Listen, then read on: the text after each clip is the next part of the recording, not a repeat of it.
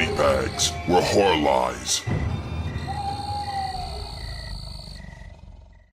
Who is this irresistible creature who has an insatiable love for the dead?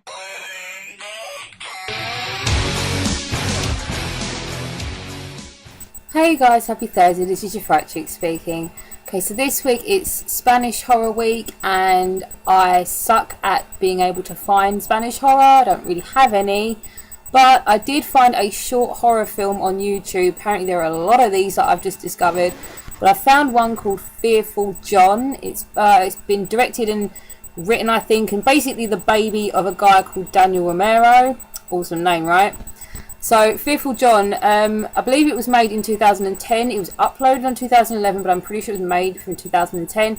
And I just got to say, it goes on for like 11 minutes. Literally 11 minutes. And I'm thinking, well, you can't really do much with 11 minutes. This is probably not going to be that great. But I have to admit, it was actually pretty good. The production especially. This shit looked so freaking professional.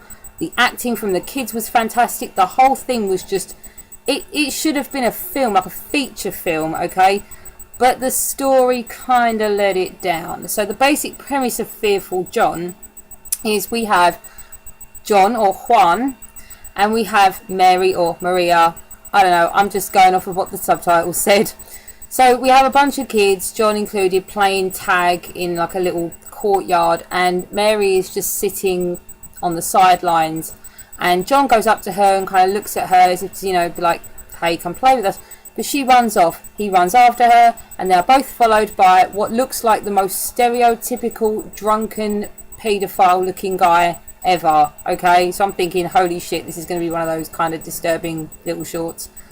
So they go to this little rundown house that no one wants to buy, where Mary gets a book out from under the ground, because I'm assuming that's where she just stores it. She goes there a lot. And she informs John of the legend behind this house.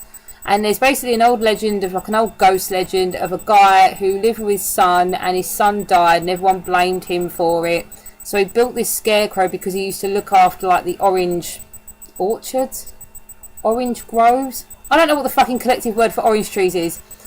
So he looked after him and he made this scarecrow that was so scary that the oranges started to rot and all the birds freaked out and everyone else freaked out, so he hid it inside, and then the legend is that the scarecrow came to life and took him out.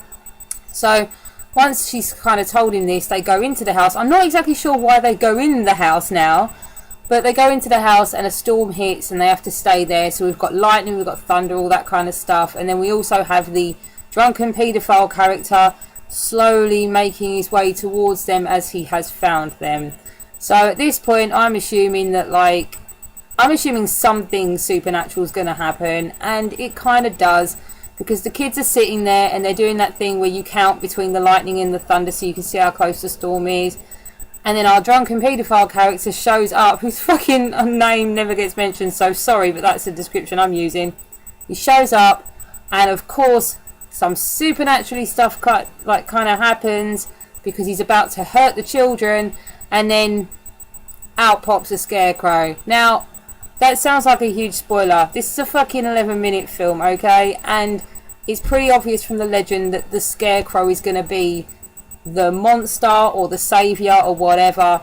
But I really, really liked it. I will say this, though. It wasn't exactly what I would call a horror, because the score that they used over it, don't get me wrong, it was a decent score, but the score they used just made this look like an episode of Are You Afraid of the Dark?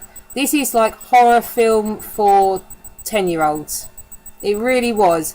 But having said that, the acting was fantastic. The acting was way better than a fucking Are You Afraid of the Dark episode. Have you seen that shit?